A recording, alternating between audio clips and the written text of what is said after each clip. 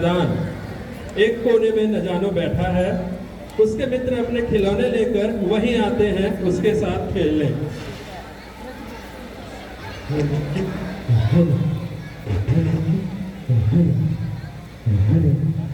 अरे न जानो तुम वहाँ क्यों बैठे हो?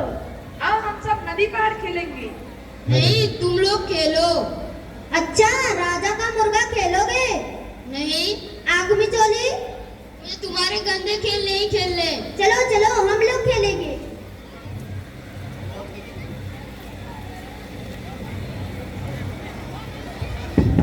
न जानो वहाँ चुपचाप क्यों बैठे हो? खेलोगे नहीं? नहीं, मेरा मन खेल में नहीं लगता। मैं बड़ा कलाकार बनना चाहता हूँ। अरे हाँ, तुम तो चित्रकारी सीख रहे थे ना? हाँ, लेकिन वो काम मुझे पसंद नहीं है। क्यों?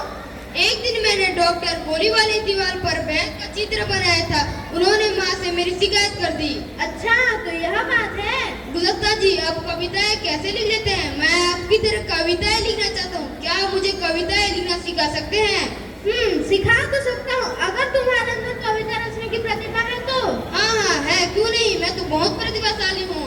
मुझे तुम्हारी प्रतिभा की परख करनी पड़ेगी। तुम जानते हो तुक क्या होती है? तुक? नहीं, मैं तो नहीं जानता। तुक उसे कहते हैं जब दो शब्दों का अंत एक तरह से हो, जैसे चिड़िया गुड़िया, थोड़ा थोड़ा, समझे? हाँ, समझ गया। अब छड़ी की तुक बताओ। झाड़ी? छड़ी झाड़ी, यह कैसी तुक है? वाह, क्यों नहीं बनती? इनका अंत तो एक ही तरह से होता है।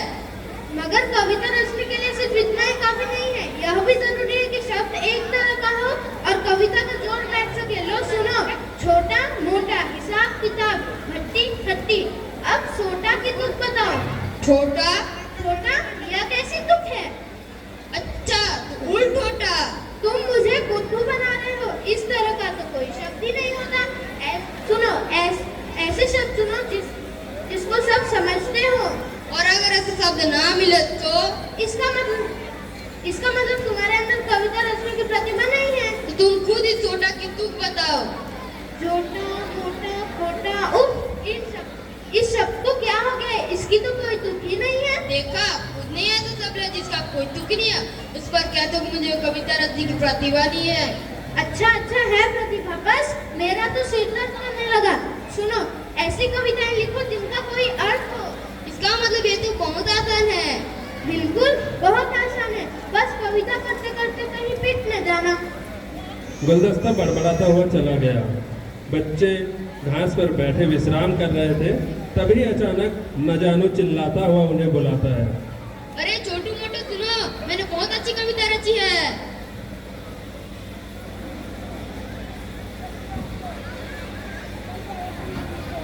अच्छा, किसके बारे में है तुम्हारा? मेरी सबसे पहली कविता है जानू की। लोग सुनो। जानू गया टहलने नदिया के तट पर, जाते जाते कूदा मोटर की छत पर। झूठ, मैं कब कूदा मोटर की छत पर? अरे ऐसा सिर्फ कविता में हुआ है, तुक मिलाने के लिए। यानी तुम तुक मिलाने के लिए मेरे बारे में झूठी बातें कहोगे? और क्या, मुझे सच्ची बातें कहने की क्या पड़े? जो सच है वो तो है ही। लो, जल्दबाज के बारे में सुनो। जल्दबाज को भूख लगी, निकल गया जिंदा मुर्गी। मगर मैंने कोई मुर्गी नहीं निकली, ना जिंदा ना पकी हुई। अरे ऐसा सिर्फ कविता में हुआ है, तुक मिलाने के लिए। मैंने मोटू के बारे में कविता लिखी है।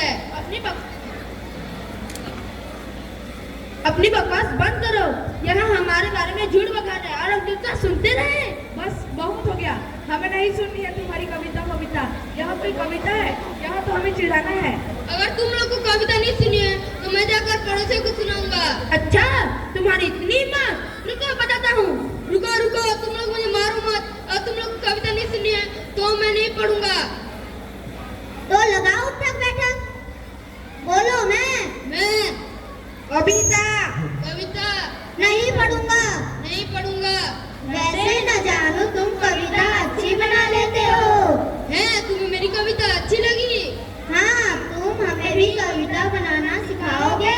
क्यों नहीं, लेकिन उससे पहले तुम सभी को उठक बैठक लगानी होगी।